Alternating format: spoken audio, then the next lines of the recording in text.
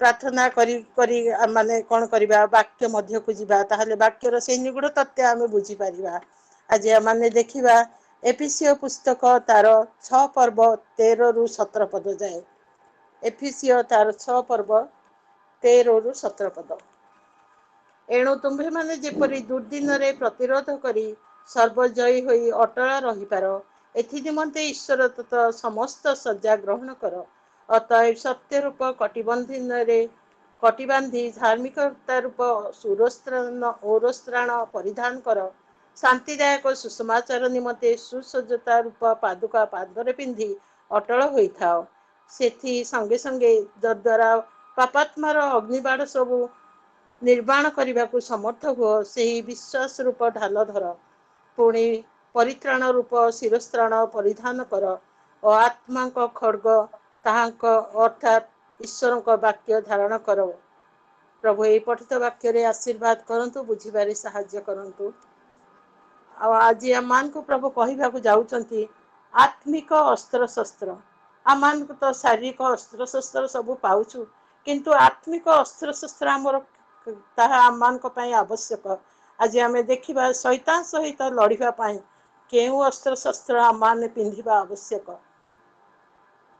आम देखु शैतान अनेक अस्त्र शस्त्र वाक्य लिखा जाइछि जहाँकि आम पढ़िलु 13 पद रु 17 पद मध्य आउ से अस्त्र शस्त्र गुड़िक पिंधिले आमे कौन करवा शैतान उपरे जययुक्त लाभ करवा। पाउल ठारे कहउचंती लड़ाई करबा पई नुहे किंतु आम माने कहीं से अस्त्र पिंधिबा। शारीरिक अस्त्र शस्त्र आम मान को दरकार नुहे किंतु आज आत्मिक अस्त्र शस्त्र दरकार अछि। आमे मनुष्य भाई भाई मध्य से प्रेम रे बसवास करवा उचित। पुणी आमाने निजको सजाग करवा उचित। आमर युद्ध का सहित हेबा आवश्यक। आज से शैतान सहित आम मानकर युद्ध आवश्यक। से शैतान जो बल से बल को भांगिबा पाए प्रभु आज आम मान को ए अस्त्र सब देइछंती जहाँकि लिखा जाए 13 पदरे 6 पर्व 13 पदरे लिखा जाइछि। एणु तुम्भे माने जेपरी दुर्दिन रे प्रतिरोध करी सर्वजय हुई अटल रहीपार एथि निमंते ईश्वर दत्त समस्त सज्जा ग्रहण कर। अतएव सत्य रूप कटिबंधन रे कटी बांधी धार्मिक रूप उग्रस्थान परिधान कर।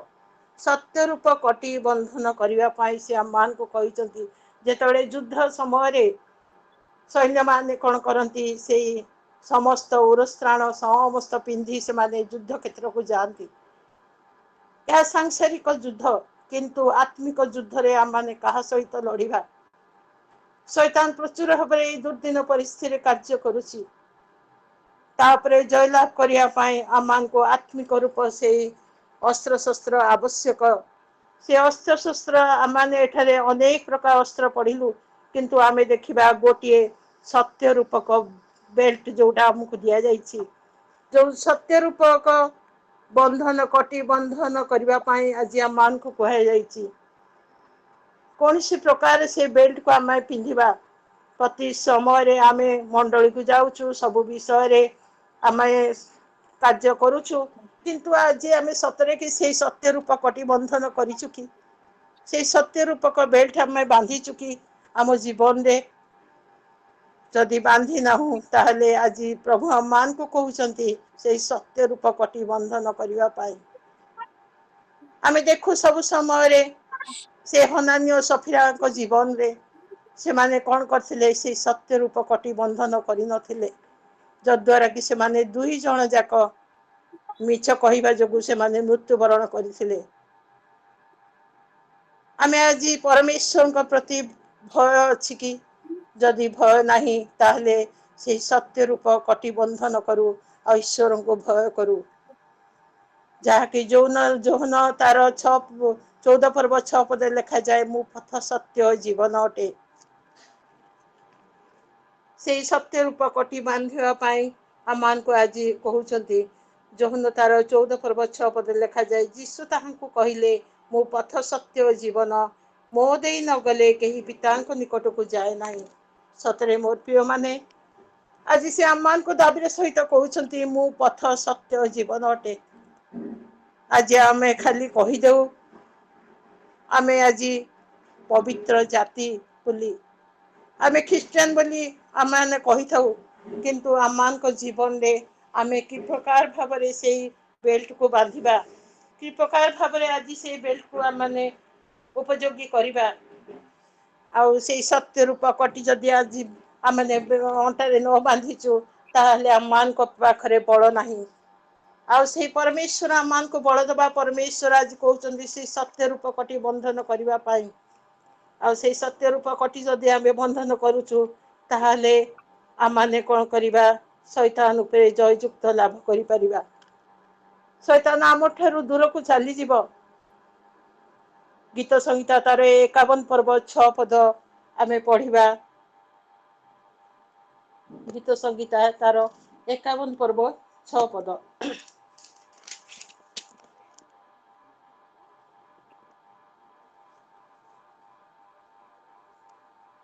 देख तुम्भे अंतरे सत्यता चाहुअछ पुणी तुम्भे गुढ़ स्थान रे मते ज्ञान शिक्षा देव 51 पर्व 6 पदरे लिखा जाए जेहेतु मनुष्यर आभ्यंतर जो पापमय दुर्नीतिग्रस्त जहाँकि आज अमान को सब बंधन रे बांधी रखिछि सेतिपय एक आभ्यंतरीण परिवर्तन आवश्यकता दरकार ईश्वर हृदय सरलता और विश्वस्तता को से आशा करती और से आमान को यह छलना बा मिथ्या बा अविश्वस्तर विरोध विषय से कहउचंती मनुष्यर कौन सी वाक्य कि कार्य कि ईश्वर को संतुष्ट करि पारे नहीं जदि तार हृदय रे प्रेम और सत्यता न थाए मोर प्रिय माने आज आमान हृदय जदि सत्यता नहीं ताले से प्रेम नहीं ताले ईश्वर आमान को के ईश्वर को आमे केबे संतुष्ट करि पारिबा नहीं से ईश्वर दत्त ज्ञान परिवर्तन आम कौन करवा अन्य समस्त ज्ञान केवल मूर्खता मात्र एवं ईश्वर ताहाको अंतर मध्य दियंती बोली कहा जाए आज आमान को से परमेश्वर कौन कहउचंती आमान को हृदय जदि से सत्यता नहीं ताहले से हृदय रूप द्वार मध्य प्रवेश करिया पाए से आमान को से बाट पाखरे से छिड़ा होइचंती पुणी तार 51 पर्व 10 पदरे से कहउचंती हे परमेश्वर मो अंतरे शुचि अंतकरण सृष्टि कर और मो मध्य सुस्थिर आत्मा नूतन कर एठारे दाऊद आपणार समस्त अवस्था रे से कौन करचंती सबु अवस्था रे से चिंताशील अछंती आउ से कौन करचंती बाहिक विषय प्रति नुहंती किंतु से जानी थिले जे तांकर केवल तांकर भीतर विषय सब जीवन को परिष्कार करी नूतन करि परिबे बोली आउ से कौन करथिले जे से एठारे प्रार्थना करूचंती आ कहउचंती जे हे परमेश्वर मो अंतरे शुचि अंतकरण सृष्टि कर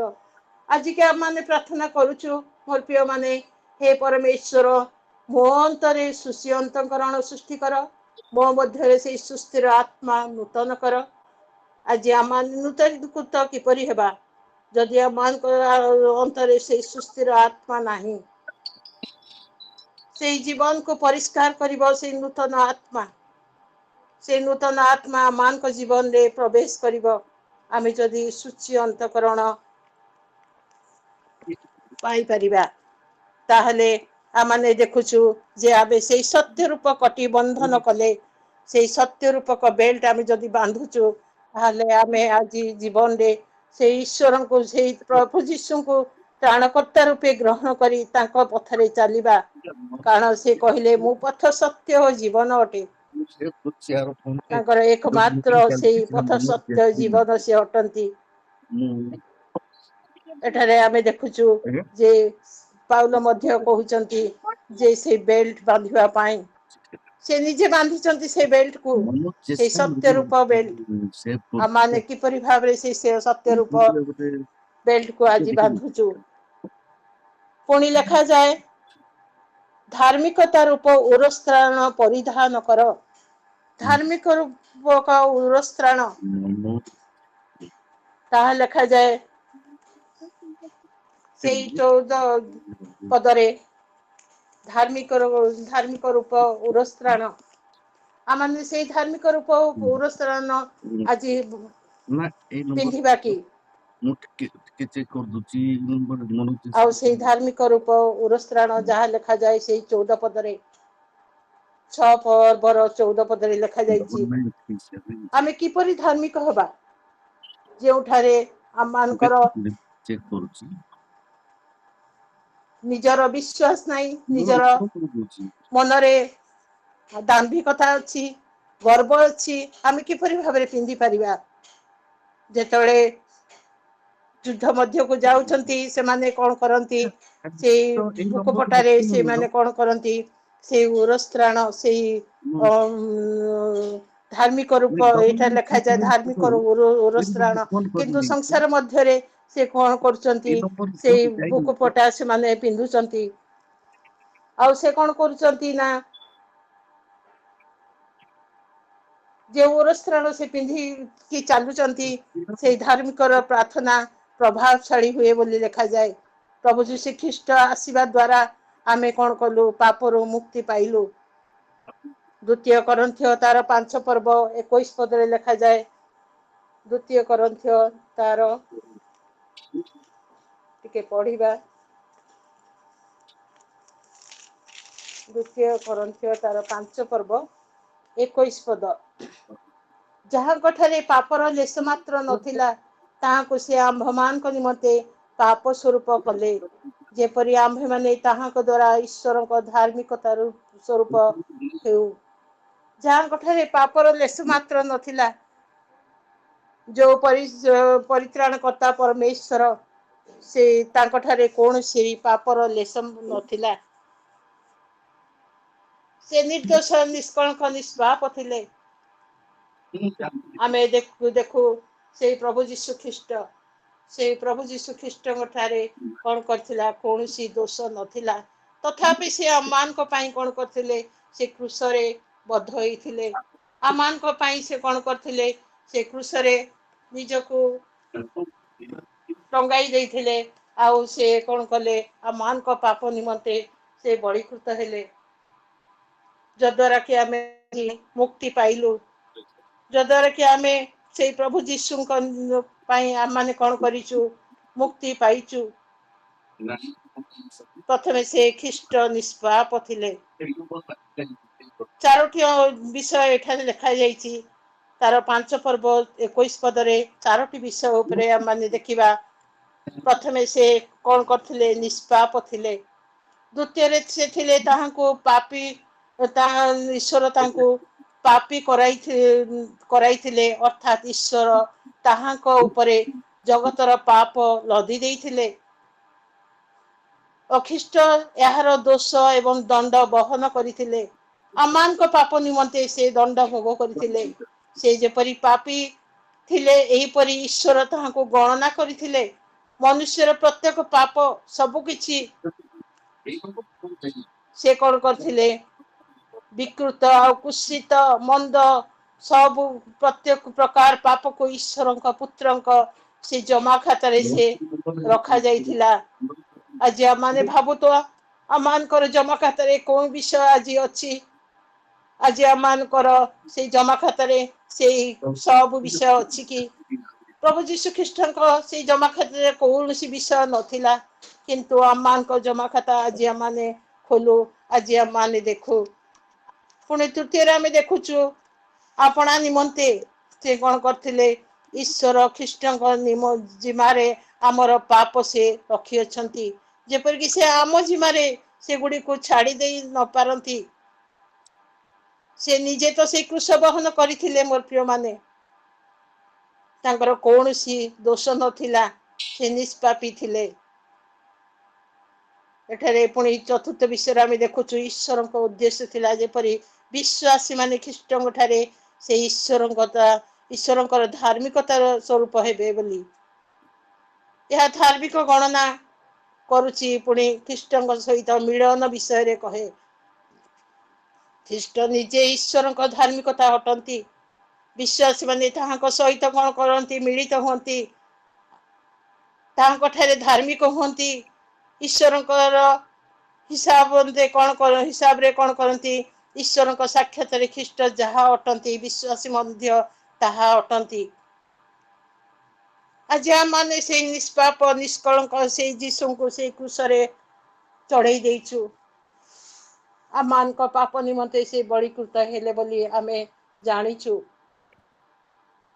तापरे आमे देखुछु से सुसज्जिता रूप पादुका तृतीय रे आमे देखुछु सुसज्जिता रूप पादुका जो पादुका आमानकर से पादुका आमानकर से धार्मिक रूपक पादुका आउ से धार्मिक रूपक पादुका आमानकर जीवन रे थिबा आवश्यक आमाने कि से जीशुଙ୍କ परी आमे निजको प्रभु जीशु ख्रीष्टଙ୍କ ठारे समर्पण करूछु कि शांति सुसमाचार पादुका जहाँ पिंधि से आमे जदि पिंधुछु से पादुका ताहले माने आज मुक्त ही परिबा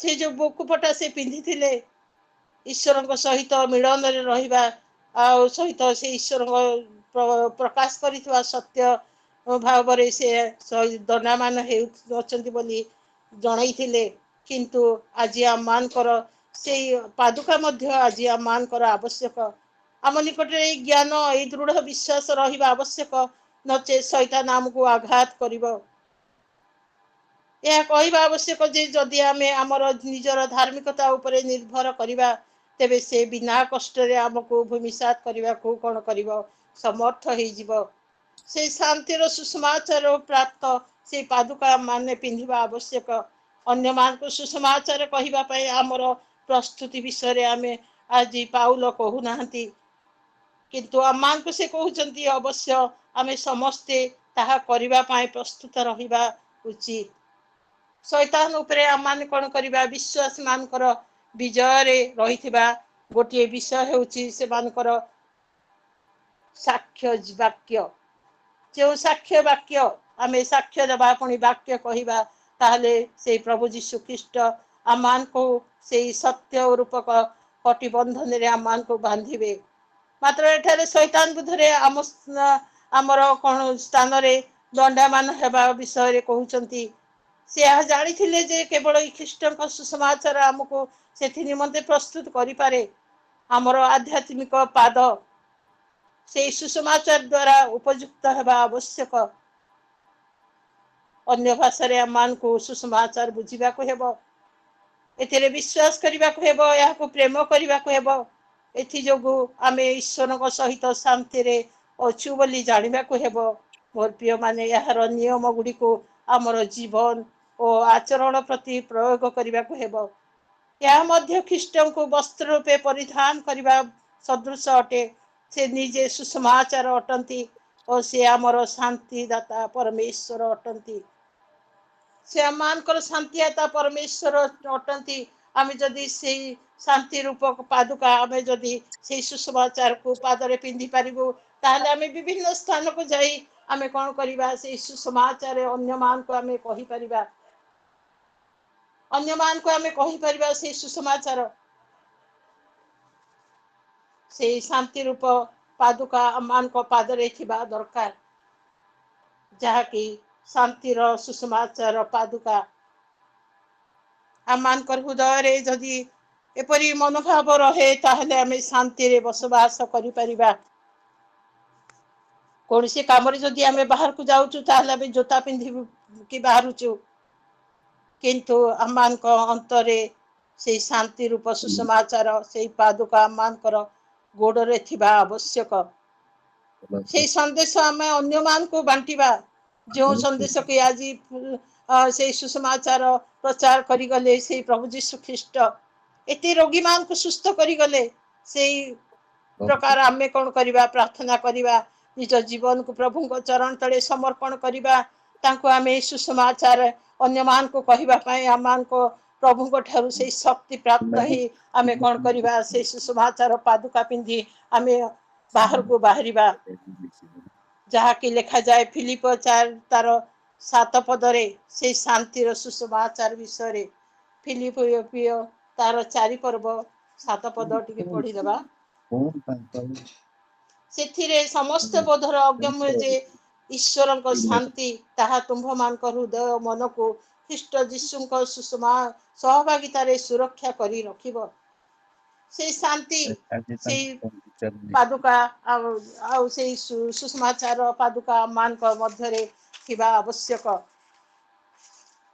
से शांतिर सुसमाचार जो शांति आम मान को शांति दब जो सुसमाचार आम मान अन्य मान को कहि परिबा से शक्ति आम प्रभु ठारू प्राप्त हवा आवश्यक आम निजक प्रभु को चरण तले समर्पण करने आवश्यक ताले प्रभु आम मान को करिवे शक्तियुक्त करिवे आम से लक्ष्य स्थल को दौड़ी पारिबा अन्य मान को कहि परिबा से प्रभुंकर से यीशु ख्रीष्टंकर विषय रे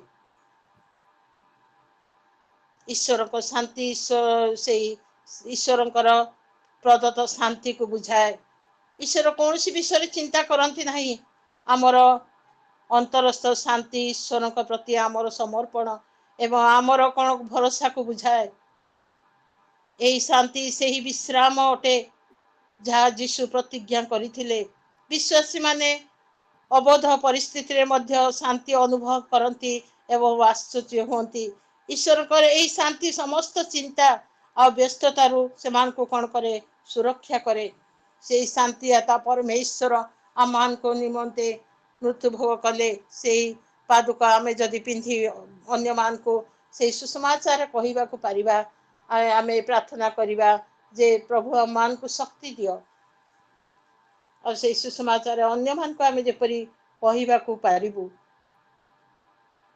चतुर्थरे देखिबा 16 पदरे सेथि संगे संगे जद्वारा पापात्मार अग्निबाण सब निर्वाण करने को समर्थ हुआ से ही विश्वास रूप ढाल आमान को विश्वास रूप ढाल आज आमान को से विश्वास रूप ढाल किए से प्रभु जीशु ख्रीष्ट आज से विश्वास ढाल आम हाथ में अच्छी कि आज आमान को देइचंती से प्रभु जीशु ख्रीष्ट शैतान उपरे जययुक्त लाभ करने शैतान तो अनेक समस्या आम सम्मुखें आनी रखिदे था मोर प्रिय माने जदि आमर मनरे राग क्रोध हिंसा कड़ी सब अच्छी आम ताहले शैतान उपरे कौन सी भाव में जययुक्त लाभ करि परिबा नहीं से विश्वास ढाल आम धरी परिबा नहीं जदि आम मनरे प्रभु को धरी चलिबा आम प्रार्थना करिबा प्रभु आमर साथी रे अछंती जदि आम भावुचु प्रभु आम साथी रे नहांती निजर गर्व निजर अहंकार आम चलुचु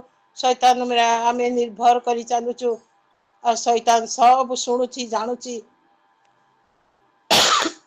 से विश्वास युद्ध रे आम कौन करवा जीतबार अच्छी से वाक्य सहित से प्रार्थनार सहित से विश्वास सहित आम कौन करवा चलबार अच्छी ताले प्रभु मान को कौन करिवे आमर मन और हृदय को समस्त तीर से युद्ध करने निमंते आमको कौन करिवे समस्त ध्वंस से रक्षा करि परिवे ईश्वर आमको देइथिबा से विश्वास रूप दान ग्रहण करिबा या को व्यवहार करिबा द्वारा कौन हुए आमे कौन करू शैतान उपरे जययुक्त लाभ करि पारू जदि आमे शैतान को परास्त करने को चाहूँ तेबे आमको ख्रीष्टंक वाक्य विश्वास करने को हेबो आमको मध्य निज निज ठारे नुहे मात्र ताहांको ठारे आमर दृढ़ विश्वास रखिबा को हेबो से आम सहित अछंती बोली युद्ध निमते से आमको शक्ति प्रदान करिवे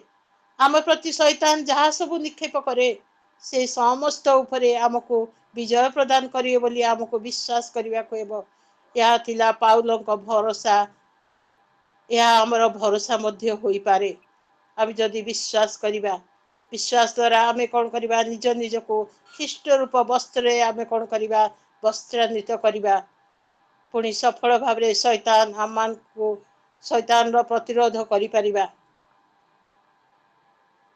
तापरे आम देखुचु 17 पदरे 6 तार 17 पदरे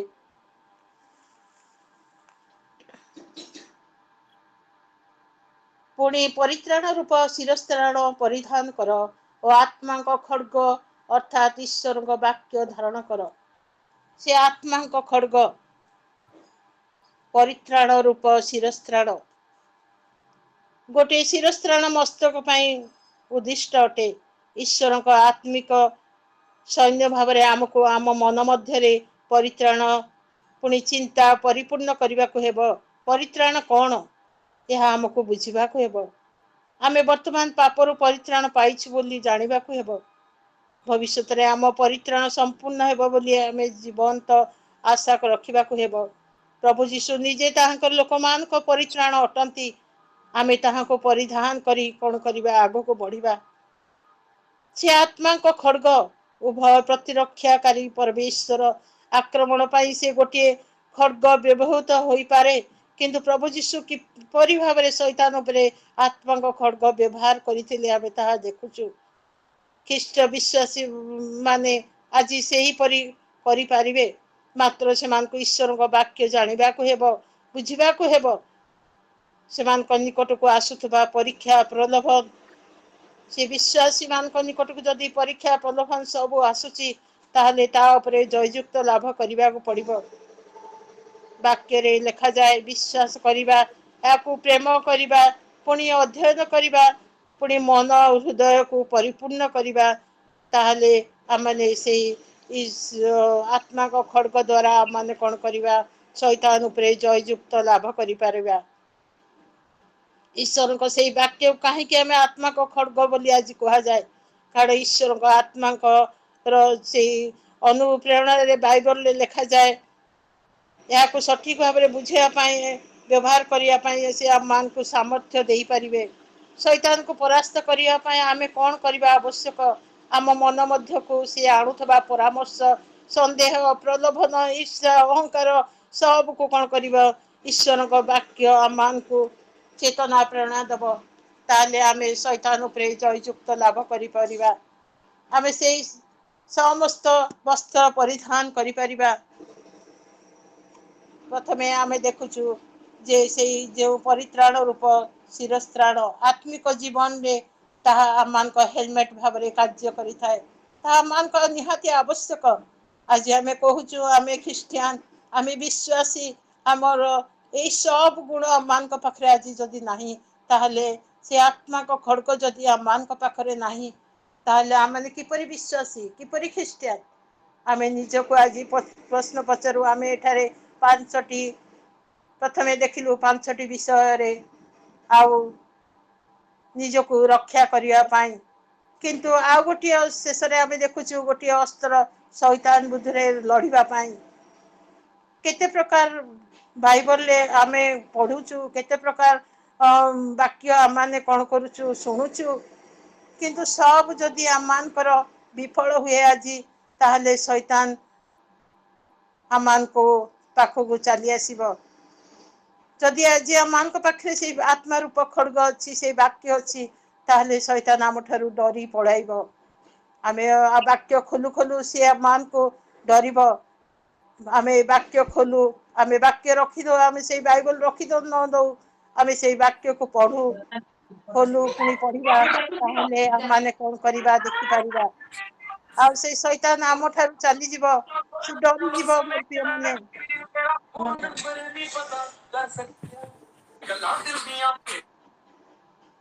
टिके म्यूट करिवे। से आत्मा रूप खड्ग आम जीवन में रहिबा दरकार। आम प्रकृत अस्त्र से वाक्य से भरोसा से प्रार्थना आम अंतरे रहिबा आवश्यक। हस्तरे धरिबा से खड्ग आउ से वाक्य को धरी आम शैतान उपरे जययुक्त लाभ करवा। आमे शैतान विरुद्ध लड़ी पारिबा। रोमी 10 पर्व 17 पद लिखा जाए अतः विश्वास श्रवण जात होता है। आमे जदि विश्वास आज नहीं आम हृदय आज आम जीवन में जदि से विश्वास रूप सब अस्त्र नहीं ताहले आम जीवन आज वृथा। आज से आत्मा को खड्ग धरी आमे से वाक्य धरी धरी आम अन्य मान को कहवा को पारिबा। से पादुका पिंधि अन्य मान को कहवा को पारिबा से सुसमाचार से बुकुपटा से जदि आम हृदय नहीं ताहले आम शैतान उपरे किपरि आज जययुक्त लाभ करवा। आमे से धार्मिकता रूप से उरस्त्राण पिंधिबा पुणी विश्वास ढाल धरिबा से सुसज्जता रूपक पादुका पिंधिबा पुणी सत्य रूपक कटी से अंटारे बांधिबा ताहले शैतान उपरे आज जययुक्त लाभ करिबा। आमे प्रार्थना करिबा जे प्रभु आमान को रक्षा कर ई सब विषय आमान को हृदय दियो। आमे जे शैतान विरुद्ध लड़िबा को पारिबो आ शैतान विरुद्ध आम माने कौन करिबो ना अन्य मान को कहिबा को पारिबो। पाउलो एपर्यंत ईश्वर सैन्य मान संबंध में कहते जे से आत्मिक शत्रु मान उपरे विजयर मार्ग दर्शाई। प्रार्थना शून्य हेबार अर्थ परास्त हो सारी बोली से जानी मात्र विश्वासी मान प्रार्थना करने देखिले शैतान थरहर हुए। आमे जदि विश्वास रे प्रार्थना करूचु शैतान आम डरी दूरे पलैब कारण प्रार्थना द्वारा से माने ईश्वर को संघर्ष मध्य को डाकी आनी थांती। से आमको यह कहउछंती जे प्रार्थना बिना युद्ध सजा आमको रक्षा करिवो नाही। प्रार्थना सहित आमे ए परिधान करिबा ए समस्त्र वस्त्र परिधान करिबा। प्रार्थना सहित एथिरे दंडामान हे आमे छिड़ा हबा ताहले से सुसमाचार ख्रिस्टियन धर्म तत्व विषय रे आमे सठिक भाव रे अन्य मान को कहि परिबा। प्रार्थना बिना आमे शैतान विरुद्ध युद्ध रे आत्मिक शक्ति विहीन हबा। आमर आज प्रार्थना हो आज आम माने प्रार्थना करू आमे ताहांकर बसीभूत हबा। आम प्रार्थना रे ताहांको द्वारा निर्देशित पाइबा पुणी अन्य मान को आकृष्ट करिबा।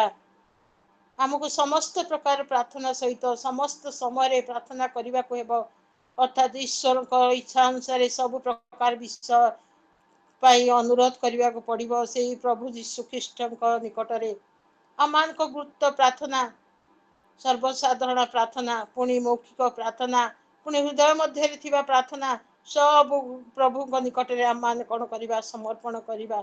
आत्मिक शत्रु मान विरुद्ध चली युद्ध रे समस्त विश्वासी थांती आ से माने परस्पर को एथिरे प्रार्थना द्वारा कौन करती साहाय्य करिबा।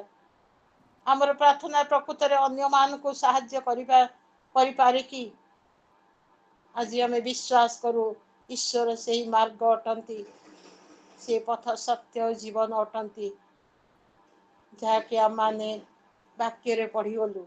मोर प्रिय माने आज से पादुका से समस्त पिंधि आमे कौन करवा ईश्वर निकट में आत्मिक भाव में बढ़ी पारिबा। से आत्मिक भाव में जदि आमे बढ़िबा को चाहो ये समस्त साजसजा आमे पिंधिबा पुणी शैतान उपरे जययुक्त लाभ करिबा। ताहले शैतान सहित आम माने कौन करवा लड़ी पारिबा। से आम मानकर आत्मिक अस्त्र शस्त्र हेबे से आम मान आत्मिक हथियार हेबे आम मान को सुरक्षा देबे। आम माने जेपरी शैतान उपरे जययुक्त करि परिबा आउ शैतान को दमन करि परिबा। आमर युद्ध शैतान विरुद्ध रे हो। आज आम मानकर से दुर्दिन परिस्थिति आम देखुछु कि प्रकार भाव रे ताड़ना कि प्रकार भाव रे आज निर्यातना चली आउ शैतान आम मान को अनेक प्रकार भाव रे युवा युवती मान को आज विभ्रांत करुछि से मान को ता पथरे कढ़ई नौची किंतु आज से युवा युवती माने जदि प्रभु को निकटवर्ती हेबे ताहले आमे शैतान उपरे आज जययुक्त लाभ करि परिबा। ए समस्त वस्त्र आमे परिधान करी प्रभु को निकट प्रार्थना करिबा। प्रभु मान को तुम उपरे शैतान उपरे जययुक्त लाभ करी विजय जीवन काटिबा को दियो। प्रभु ये अल्प वाक्य रे आशीर्वाद करंतु बुझिबारे साहाय्य करंतु आमेन।